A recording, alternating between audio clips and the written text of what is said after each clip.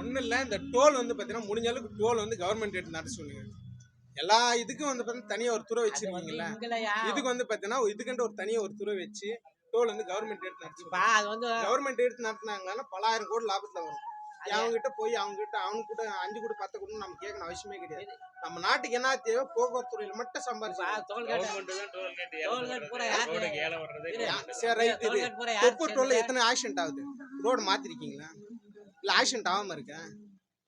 Hosur to Chennai ஊர்ல எல்லா டோலும் வேலை செய்றீங்கல்ல, அப்புறம் எப்படி காசு வாங்குறீங்க? யார் உங்களுக்கு பர்மிஷன் கொடுத்தாங்க? கலெக்டர் கொடுத்தாரா இல்ல சிஎம் கொடுத்தாரா இல்ல இந்த கவர்னர் தான் கொடுத்தாரா இல்ல பிரதமர் கொடுத்தாரா? சொல்லு.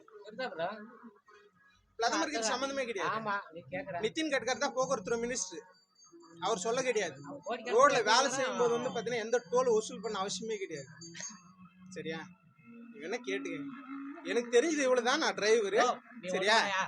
ஒண்ணு இல்ல, இன்னைக்கு வந்து பாத்தீங்கன்னா ஒசூர் டு சென்னை ஊர்ல அத்திப்பள்ளியில இருந்து ஒண்ணு இல்ல, அந்த ரோட்ல ஓட்டி பாருங்க, வண்டி ஓட்டி பாருங்க, என்ன லட்சத்துல இருக்கு. அதெல்லாம் உங்களுக்கு தெரியவே தெரியாது, இதெல்லாம் போட மாட்டீங்க. ஹைவேல வந்து பாத்தீங்கன்னா டோல்கேட்டே இருக்க கூடாது. ஆனா வேணும்ட்டே போலீஸ் வந்து ரோட்ல தான் நிக்கிறாங்க. இதெல்லாம் பண்ணலாங்க. ஹைவேல வந்து பாத்தீங்கன்னா எந்த ஒரு டிஸ்டர்பன்ஸ் இருக்கக்கூடாதுன்றது ஹைவே போட்டாரு. அப்ப அங்கங்க நிக்கிறாங்க. ஆர்டிஓ அந்த ரோட்ல தான் நிக்கிறாங்க, போலீஸும் அந்த ரோட்ல தான் நிக்கிறாங்க. ஒசூர் இந்த ஒரு பேட்டி மட்டும் போடுங்க.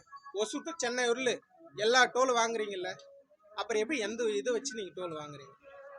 என்ன காரணம்?